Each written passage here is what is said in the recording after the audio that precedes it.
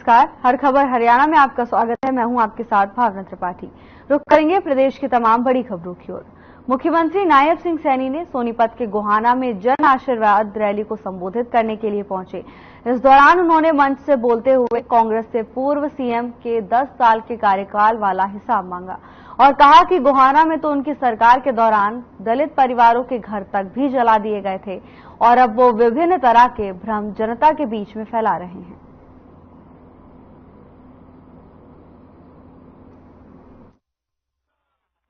मानवता की सेवा के लिए धर्मशालाएं और आश्रम का निर्माण भी किया गया है। इसके लिए मैं पूरे जोगी समाज को बहुत बहुत बधाई और शुभकामनाएं देता हूं।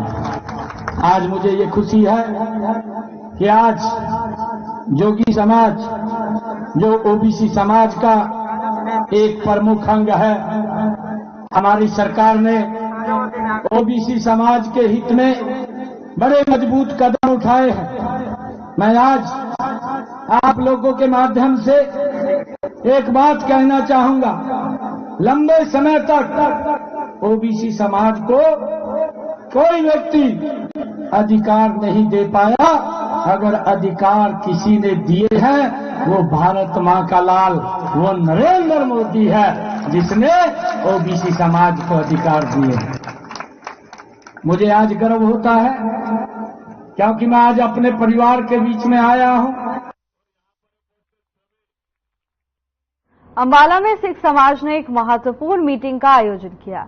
इस मीटिंग के दौरान 8 सितंबर करनाल में होने वाले सिख महासम्मेलन में सभी को आने का न्योता दिया गया। इसी के साथ ही चुनावों को लेकर भी बड़ा ऐलान किया, जिसमें सिख समाज ने चुनावों में अपने हक की सीटें मांगी, तो वहीं कहा कि जो दल सिखों को उनका दर्जा देंगे वो उन्हीं के साथ जाएंगे। इस मीटिंग को लेकर समाज सेवी प्रीतपाल सिंह पन्नू ने जानकारी साझा की।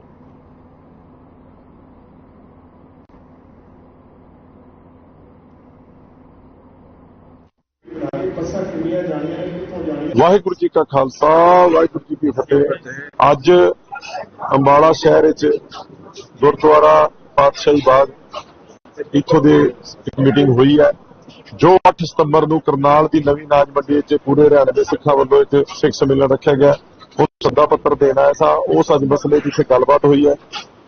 ਉਹਦੇ ਚ ਜਿਹੜੇ ਵੀ ਸਾਡੇ ਏਜੰਡੇ ਨੇ, ਚਾਹੇ ਉਹ ਸਾਡੇ गुरुद्वारा कमेटी का मसला हो, जो नोमिनेटेड कमेटी हरियाणा चल रही है, हरियाणा की गुरुद्वारा कमेटी का इलैक्शन कराने को लैके, साडी पंजाबी भाषा के मान सत्कार को लैके, बंदी सिखां की रिहाई को लैके, या सानू विधान सभा चुनावां च सिखां नूं, सिख समाज नूं जो अनगोलिया किया जाता है, पूरा हिस्सेदारी दी जाती।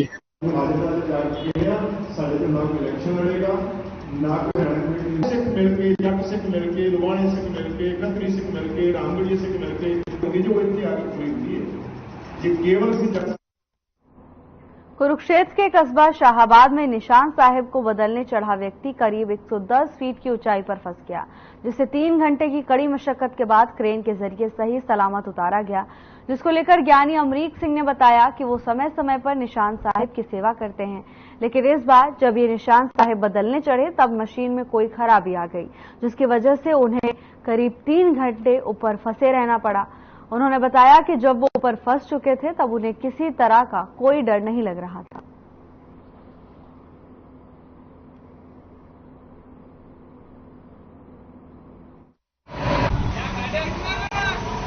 साढ़े 8 बजे ठीक है, तो ना पे जाके तार सीधे चढ़ गई उनके चक्री के विच, फिर बारा निकली नहीं। तो उस मतलब वो मशीन फस गई और नीचे नहीं। कितनी देर तुम ऊपर रहे? आप 8 बजे गए सा तो हुण 11:30 3.5 घंटे हो गए। ते लगभग 100 फुट की ऊंचाई ते सीगे, 110 फुट की ऊंचाई ते, और गर्मी सी ऊपर बहुत ज्यादा, या परेशानी कोई दिल कोई परेशानी नहीं, कोई डर कोई इस किसी तरह?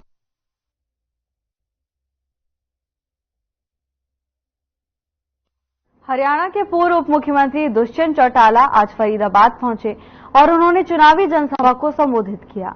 पत्रकारों से बातचीत में दुष्यंत चौटाला ने कहा कि बीजेपी चुनाव की तारीख आगे बढ़ने का राग अलाप रही है। दरअसल वो चुनाव में डर गई है क्योंकि इस बार चुनाव में उसकी 20 से अधिक सीट नहीं आनी। दुष्यंत चौटाला बोले कि जेजेपी फरीदाबाद में एनआईटी पहली सीट जीतेगी। उन्होंने कहा कि हमारी सरकार बनने पर 2 पहिया वाहनों पर टैक्स खत्म करेंगे और कॉलेज जाने वाले विद्यार्थियों के लिए ट्रांसपोर्ट व्यवस्था भी फ्री रहेगी।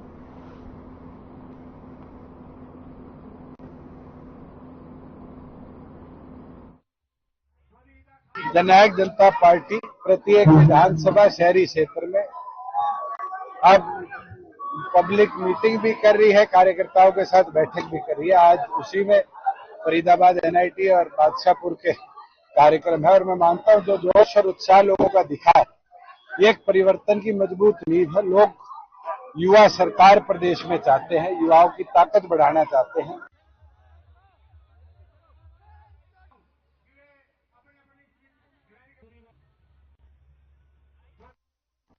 फरीदाबाद पृथला विधानसभा क्षेत्र में निर्दलीय विधायक नैनपाल रावत ने बूथ सम्मेलन कार्यक्रम किया, जिसमें सैकड़ों की तादाद में लोग और कार्यकर्ता पहुंचे। बता दें कि 2019 में पृथला विधानसभा से निर्दलीय विधायक के तौर पर चुनाव जीते थे। कार्यक्रम के दौरान नैनपाल रावत ने कहा कि जो लोग वोट देते हैं वो खाली केवल वोटर नहीं है, वो भगवान हैं जो कैंडिडेट को जिताकर भेजते हैं। भारतीय जनता पार्टी को अपनी पार्टी बताते हुए उन्होंने कहा कि उन्होंने हमेशा बीजेपी को सपोर्ट किया है, चाहे वो राज्यसभा चुनाव की बात हो चाहे लोकसभा चुनाव की।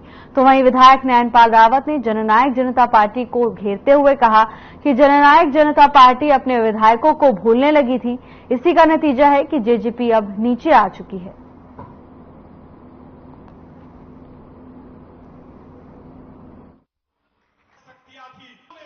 देखिए, हजार क्या, मैं तो कहता हूं आज आपने देखा है लगभग 2500 लोगों को, क्योंकि हमारे 122-23 बूथ हैं, तो मैंने हर बूथ से 20 व्यक्ति बुलाने का अपना कार्यक्रम रखा था। तो इस हिसाब से संख्या लगभग 2500 के आसपास बनती है।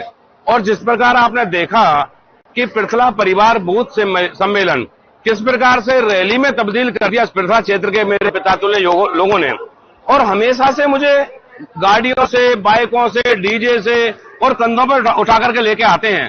तो आज बूथ सम्मेलन को भी आज इन्होंने एक रैली के सम्मेलन के रूप में मनाने का काम किया है। तो इसके लिए मैं अपनी पृथला क्षेत्र की पितातुल्य, देवतुल्य जनता का तहे दिल से धन्यवाद और आभार करता हूं।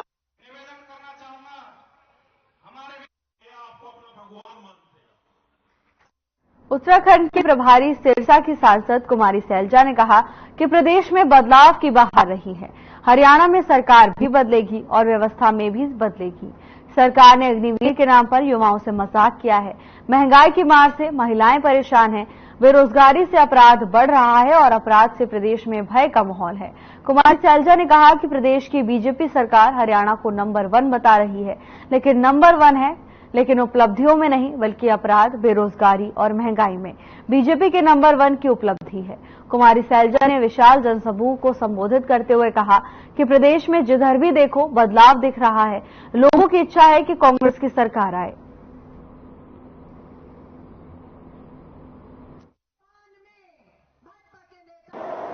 कैसे भाजपा ने दावा किया 400 पार का, और आज विपक्ष के सामने इनके पांव नहीं टिकते हैं।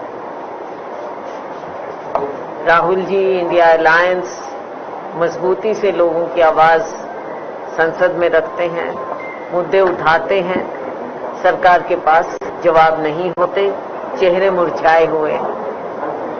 पहले वाली जो एक सीनाजोरी होती थी वो कहीं नजर नहीं।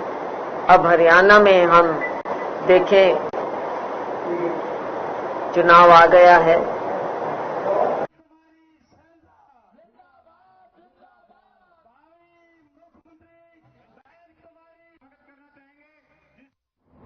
पलवल में किस कदर अवैध पार्किंग माफिया पनप रहे हैं, इसका एक बड़ा उदाहरण जिला नागरिक अस्पताल में उस समय देखने को मिला जब मुख्यमंत्री उड़न दस्ता की टीम ने सूचना के आधार पर छापेमारी कर कार्रवाई की और मौके से पार्किंग के नाम पर अवैध वसूली करते हुए एक व्यक्ति को भी काबू कर शहर थाना पुलिस के हवाले कर दिया।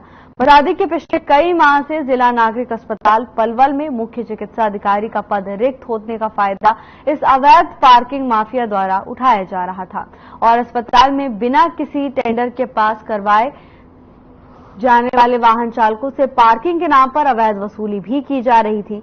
मुख्यमंत्री उड़न दस्ता टीम द्वारा अब इस मामले में आगामी कार्रवाई अमल में लाई जा रही है।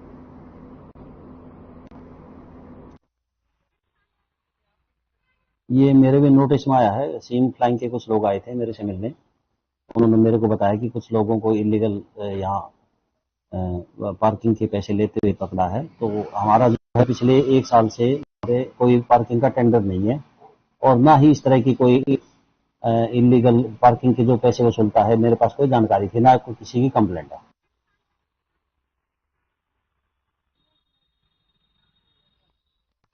तरावड़ी अनाज मंडी में पुलिस को संदिग्ध अवस्था में एक मजदूर का शव मिला, जिसकी उम्र करीब 45 से 50 वर्ष बताई जा रही है।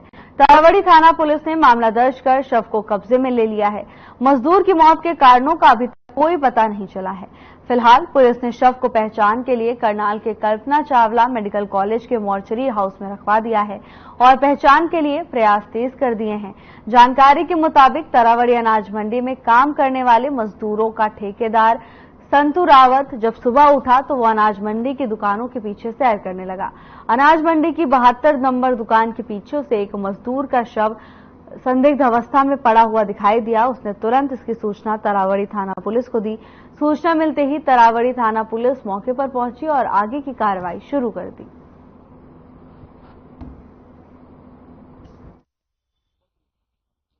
ये अभी सूचना मिली थी कि एक डेड बॉडी अनाज मंडी तरावड़ी में पड़ी है।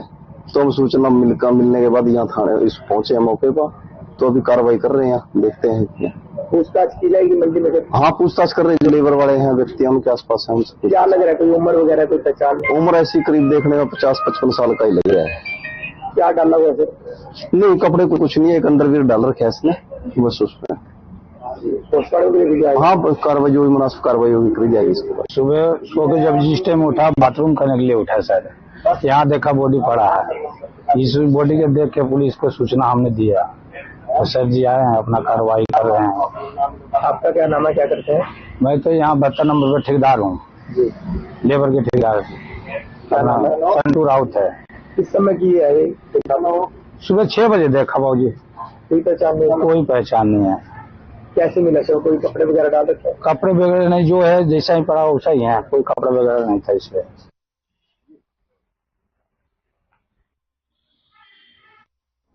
खबर हरियाणा से है, जहां हत्याओं का सिलसिला रुकने का नाम नहीं ले रहा है। सोनीपत के गोहाना क्षेत्र के गांव आहुलाना में एक 35 वर्षीय व्यक्ति की पीट कर हत्या कर दी गई है। हत्या का आरोप गांव के 2 युवक अनिल और अश्वनी पर लगा है। परिजनों का कहना है कि गांव के ही रहने वाले 2 युवक मृतक संदीप के दोस्त थे। संदीप को घर से बुलाकर लेकर गए थे। सुबह गांव की रविदास चौपाल के सामने बेंच पर पड़ा मिला, जिसके शरीर पर लाठी डंडों के पीटने के निशान मिले।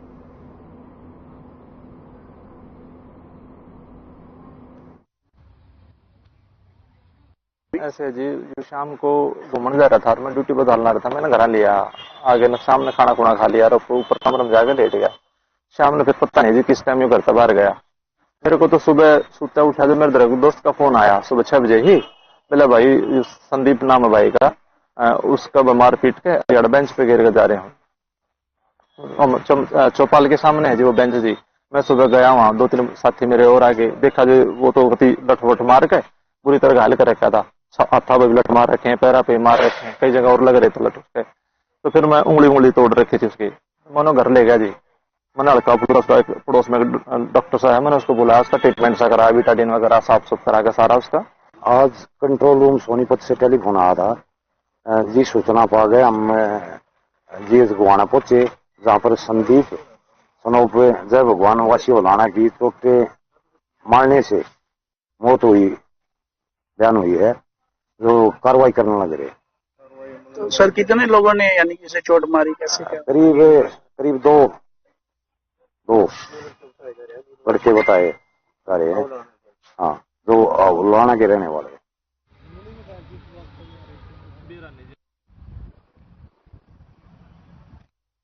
फरीदाबाद पुलिस कमिश्नर ओपी नायवाल ने शांतिपूर्ण चुनाव कराने के लिए सुरक्षा बलों की 3 कंपनी मांगी है। चुनाव के मद्देनजर पुलिस कमिश्नर ने फरीदाबाद के सेक्टर 12 लघु सचिवालय में सभी अधीनस्थ अधिकारियों के साथ बैठक ली। रिव्यू मीटिंग में कई मुद्दों पर पुलिसकर्मियों को दिशा निर्देश भी दिए गए।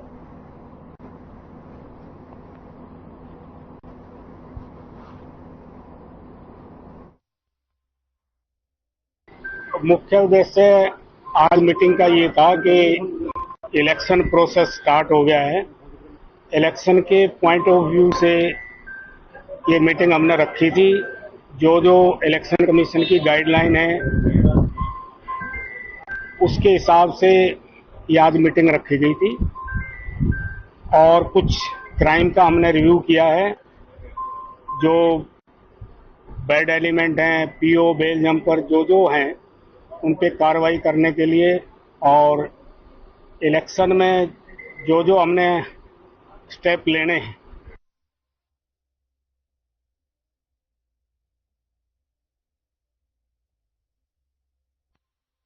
खबर गोगा मेडी से है, जहां गोगा जी के 1 माह तक चलने वाले गोगा मेडी मेले में बच्चों से भिक्षावृत्ति करवाने वाले गैंग सक्रिय हैं।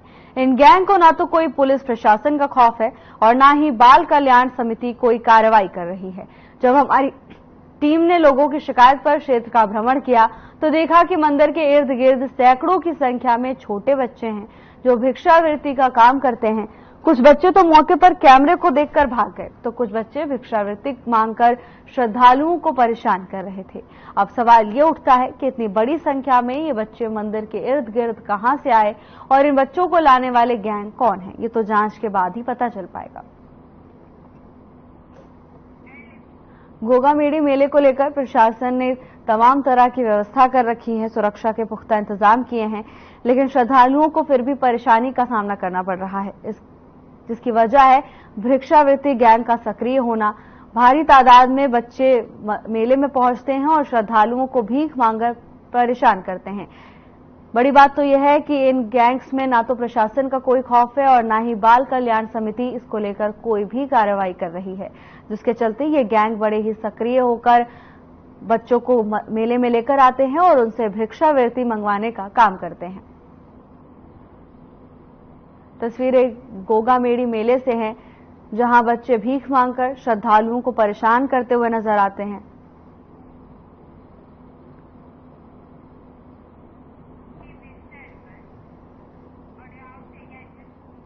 जत्थेदार बलजीत सिंह दादुवाल का डेरा जगमाल वाली को लेकर बड़ा बयान सामने आया है।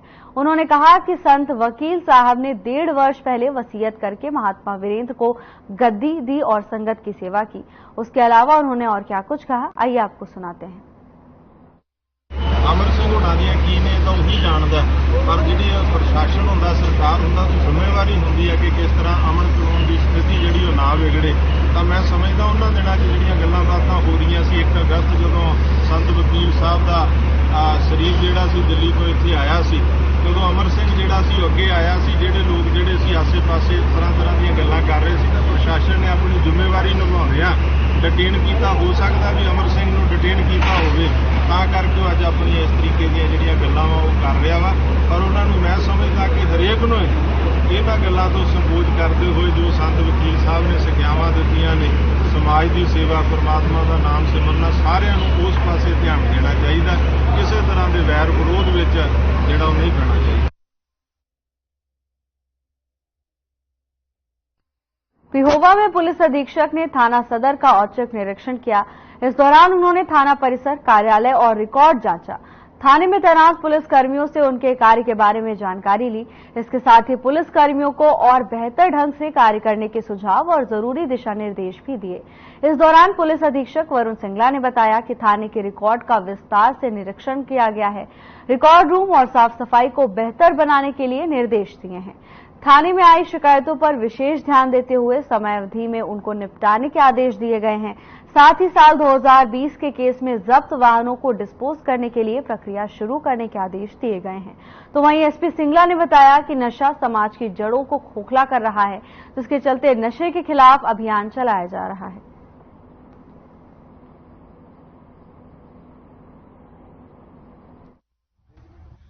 बिल्कुल, आज पेवा सदर पेवा थाना का जो ये पेवा थाना है, ये इसका औचक निरीक्षण किया गया है। और थाने की बिल्डिंग को भी चेक किया गया, साफ सफाई को चेक किया गया है, जो हमारी केस प्रॉपर्टीज़ हैं उसके हस्तांतरण को चेक किया गया है, थाने के रिपोर्ट को चेक किया गया है, क्राइम के विषय में विस्तार पूर्वक डिस्कस हुआ है मेरे डीएसपी साहिबान से और SHO देवा से। तो उसमें जो खामियां हैं उसके अंदर मेरे द्वारा निर्देश दिए गए हैं ताकि उनको आगे शीघ्र से शीघ्र खत्म किया जाए। अभी हमारी टीम पूरी नहीं है यहाँ पे, DSP साहब भी 1 महीना पहले ही ज्वाइन किए हैं, SHO साहब ने भी अभी 4-5 दिन पहले ही ज्वाइन किया है, मेरे द्वारा भी 1 हफ्ते पहले ही ज्वाइन किया गया है। हरियाणा के यमुनानगर में पुलिस ने एक ऐसे ग्रुप के 2 सदस्यों को काबू किया है जो महिलाओं और बुजुर्गों को ATM में सहायता करने के बहाने उनका ATM कार्ड बदलकर लाखों रुपए ATM से निकलवा चुके हैं। अलग अलग इलाकों में ऐसे 23 मामलों का खुलासा हुआ है। यमुनानगर CIA के प्रभारी इंस्पेक्टर यादविंदर ने बताया कि एक सूचना के आधार पर इनमें से एक युवक को गिरफ्तार किया गया, जिसके बाद उसकी निशानदेही पर दूसरे को गिरफ्तार किया गया। अभी इनके साथ और भी लोग शामिल हैं।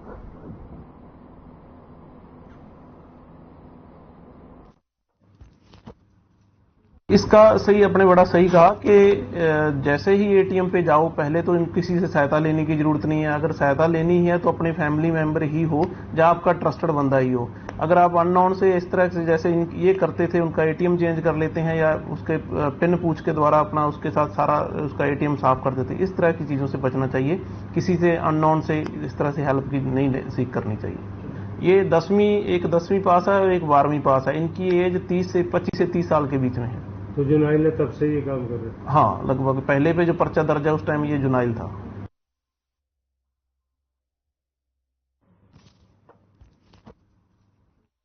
खबर सोनीपत से है, जहां हत्याओं का ग्राफ लगातार बढ़ता जा रहा है। बता दें कि युवक को कुछ युवकों ने लाठी डंडों से पीटने के बाद उसकी चाकू मारकर दिन दहाड़े हत्या कर दी।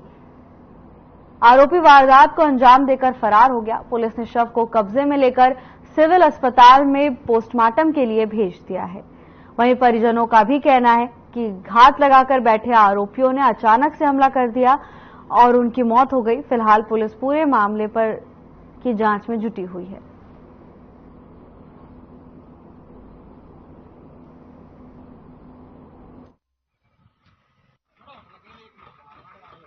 मेरे भाई ने फेम हॉस्पिटल तक छोड़ने जा रहा था, मैं कचूरा गांव जा रही थी।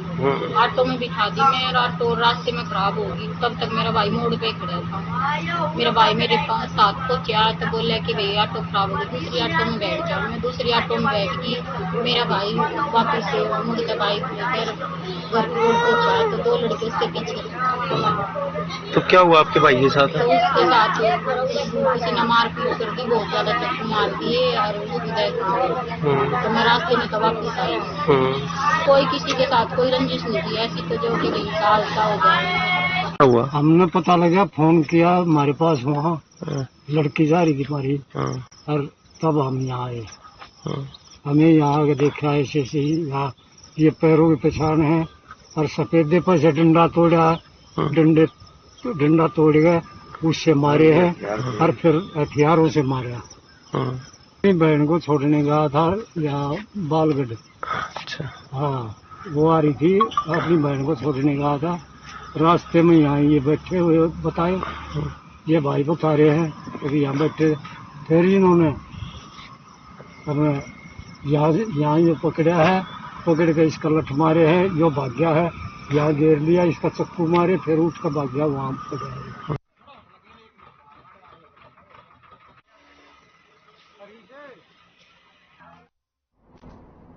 फिलहाल के लिए बस इतना ही। जल्द हाजिर होंगे नई अपडेट्स के साथ। नमस्कार।